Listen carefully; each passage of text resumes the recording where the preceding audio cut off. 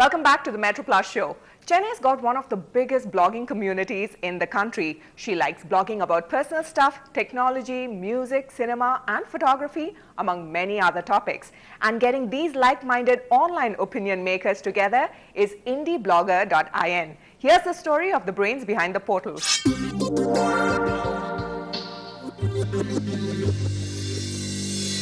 His aesthetic sense and technical expertise induce the passion for photography. Rennie Ravan loves to click his camera to capture moments and events outdoors, or sit indoors to click his mouse to write at length about images, frames and composition. His ardent interest in blogging and his quest to share his passion with fellow bloggers led him to create indieblogger.in.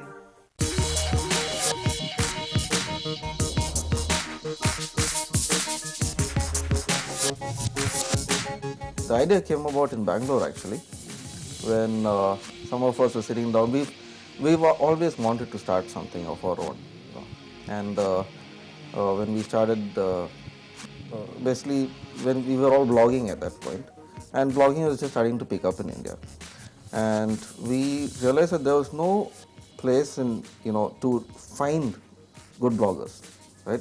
There were a lot of great Indian blogs out there, but there was no way to find them. And there were a lot of good blogs which were not getting the recognition that they deserved. So that's why we decided to create Indie Blogger. Initially, the idea was, we create a directory where people can find each other. So that's how it started. And from there, it evolved into what it is now. The team spends time filtering and featuring quality blogs on the website, making it a social networking platform for bloggers alone. The team moderates nearly 700 blogs a month, and they do it effortlessly, what with a punching bag hanging in the middle of the room. The Indie Blogger team also meticulously ranks the best blogs under various categories.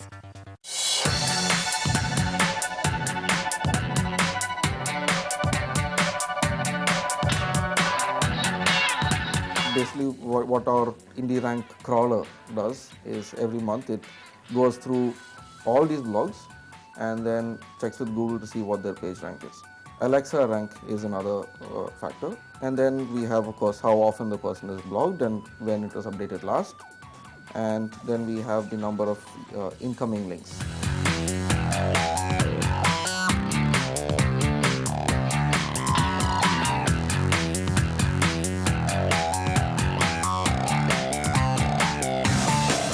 There are many fervent bloggers in Chennai like Ravin, making the city stand fourth in the list of cities with the most ranked bloggers. New bloggers find their place in the blogging community by visiting other blogs, engaging in intellectual conversations with bloggers, creating Twitter and Facebook pages, responding to comments, and focusing on several topics. Once a person registers with Indie Blogger, they can create their own network of bloggers that they want to be in touch with, as well as monitor blogging skills with the help of Indie Stats.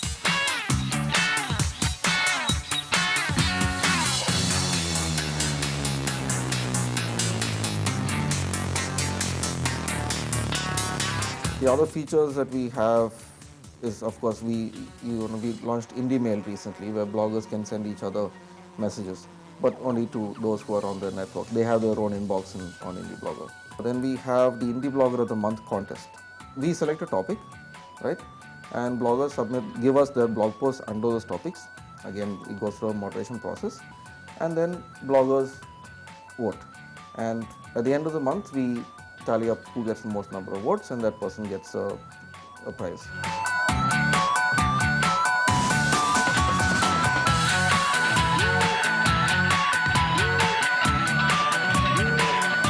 Another feature that draws many bloggers to register on the site are the frequent calls for eventful blogger meets.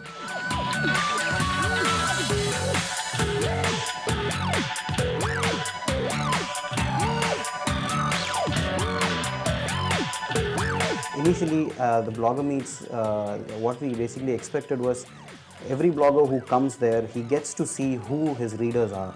Because ultimately, for every blogger, what he wants is more readers. How popular is my blog? And bloggers get to know that in person when they come for the blogger meets.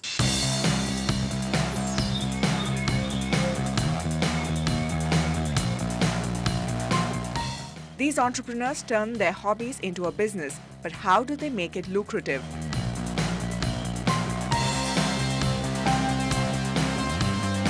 We have a unit called Scissor Paper Stone Web Solutions, and that's where we have that's why we can go and interact with the corporates, and corporates interact with us. We get requirements from the corporates, and that includes setting up of blogs for them. And we also look into online branding and reputation management. Around 17,000 Indian bloggers' sites congregate, exhibit and share information under one address, www.indieblogger.in. Moving on to our Man and Machine segment, it's the turn of a cult bike in India, the RD, one of the fastest ever made in the country. Unfortunately, it's a dying breed since two-stroke bikes are being slowly phased out as they are a lot more polluting compared to four-stroke bikes. But there are still a few dedicated motorbike enthusiasts who leave no stone unturned when it comes to restoring and preserving the RD and its ilk. 21-year-old Prashanth thrives on speed. The youngster is at peace when he's mid-air clocking 300 kilometers per hour.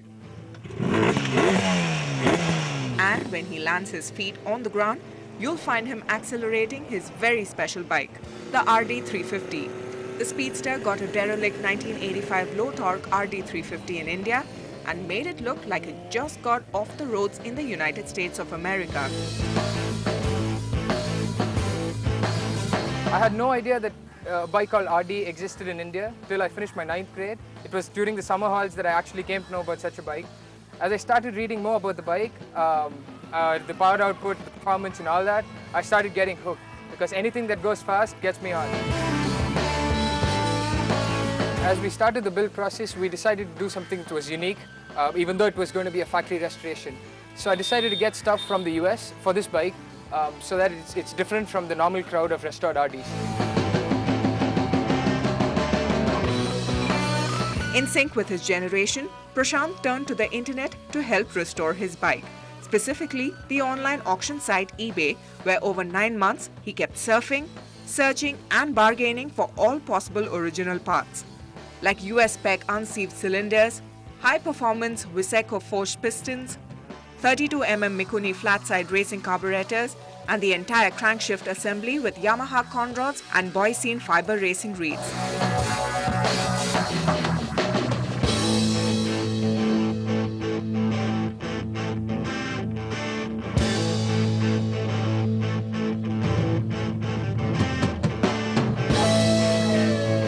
Got this all for a song, 33,000 rupees.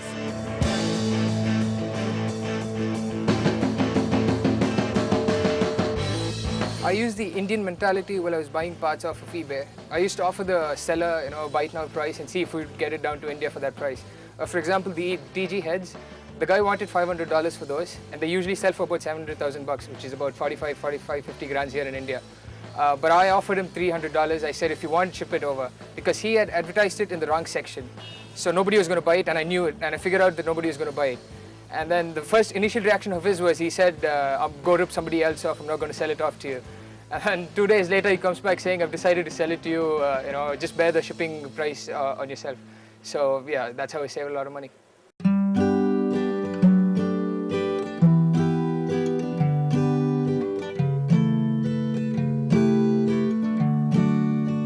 But the ride became smooth only after Rajkumar hopped on.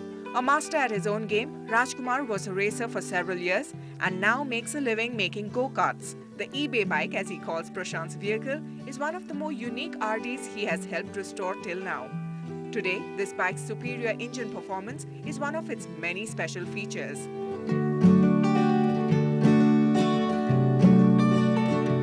The cylinders are brought up to better than standard spec. They're already from the US, which these cylinders are more powerful than the ones sold in India.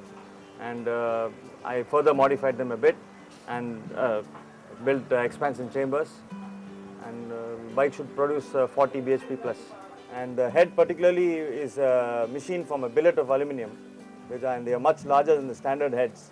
And they cool better and hence they give more power.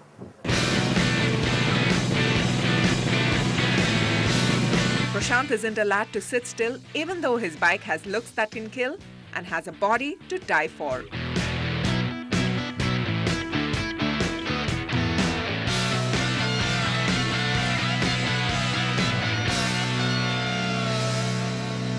We are planning to put the bike on the dynamometer, once the run-in is done. We are expecting about 43 to 45 horsepower at the crank, which is about 15 bhp more than the Indian version.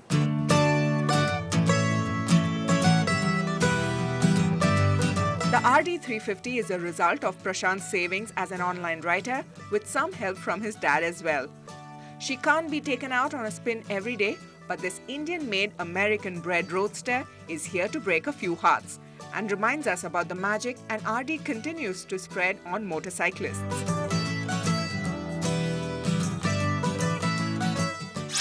It was a very neglected RD350 that Prashanth first got home, so he had it stripped, sandblasted and powder coated. He sent some of the parts for chroming and had epoxy paint applied on the undersides to keep the rust at bay. This guy has been relentless in his pursuit for perfection, and now his RD is a trophy girlfriend that everyone envies. We still have a love story to share with you on the show.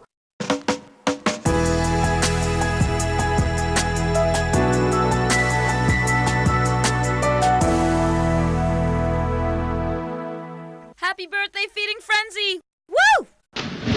Happy birthday, Feeding Frenzy! Feeding Frenzy has completed 50 episodes and I'm here to pray for another 50 more. More food, more prawns, more chicken, more dessert. God.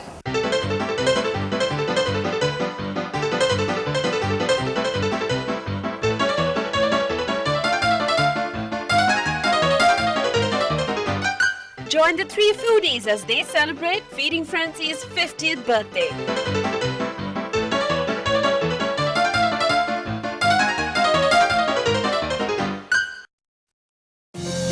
Feeding Frenzy is brought to you by Adyar Ananda Bhavan Sweets and Snacks, house of exclusive Indian sweets.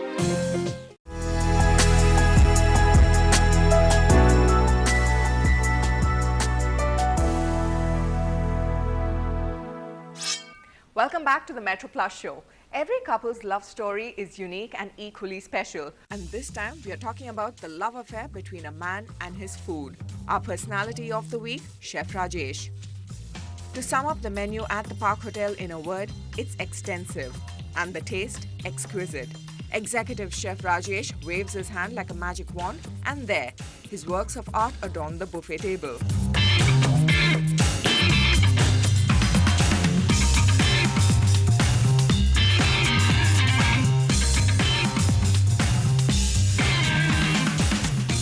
From toasted bread to crunchy salads, the 35-year-old chef loves to experiment and whip up interesting dishes that have a global slant with a traditional base. Arguably one of the youngest executive chefs in India, Rajesh is also one of the top 10 chefs in the country and 50 in the world to have been certified by the World Association of Chef Societies. And this food maestro specializes in something called progressive cuisine.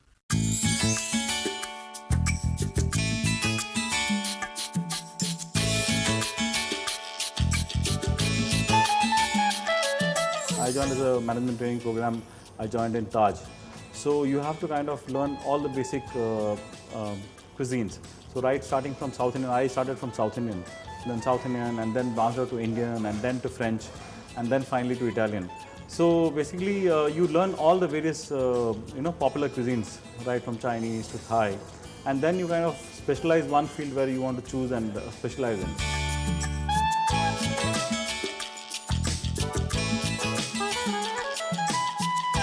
When the Park Hotel came to Chennai in 2002, it looked to serve the trendy, well-travelled and upwardly mobile.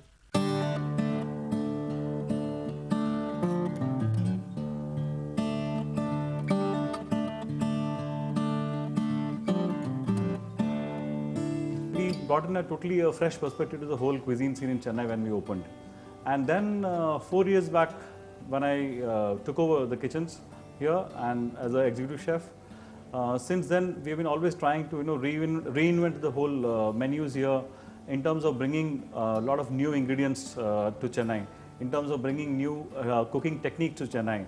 So like for instance aqua, we started making a fish dish which is cooked, called Ndtv, the technique, where you bake the whole fish in a parchment. So the whole fish fillet is baked inside a parchment, which is a very classical kind of French technique, but not very popular so much in India. So we introduced this papilote baked fish, which was a totally new dish. And then we, of course, keeping in trend with the new trend, we have introduced like wellness menus onto Aqua menu. So there's a lot of fresh, healthy salads.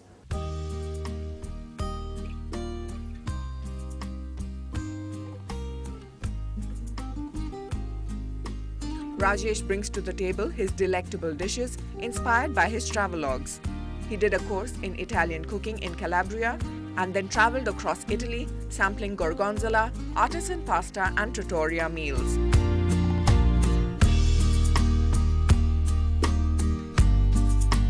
One of my biggest learning experience has been traveling around Italy.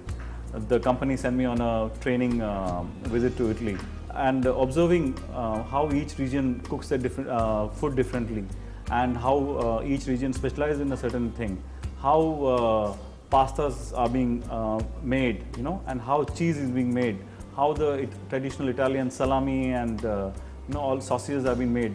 So I think traveling across Italy and training in Italy has been one of my culinary highlights, so to say, in my career.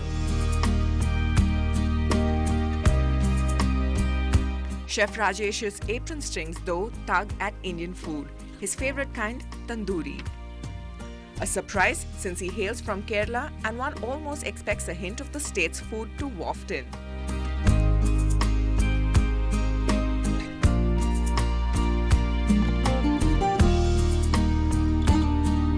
I have featured most of the Kerala local cuisine into the park that we have opened newly. On the Vembaran Lake, we have a very beautiful resort which is called the Park by the Vembaran Lake.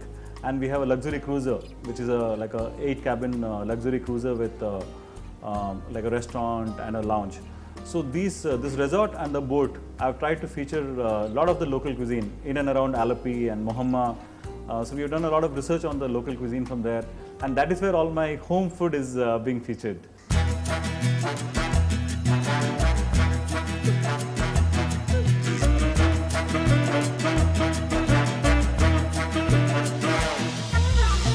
Chef Rajesh has always relied on two key ingredients for cooking any dish: love and passion.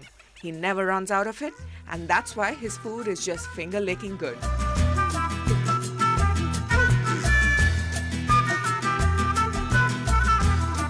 The Metroplus show will be back next week, paper in one hand and a camera in the other. See you then.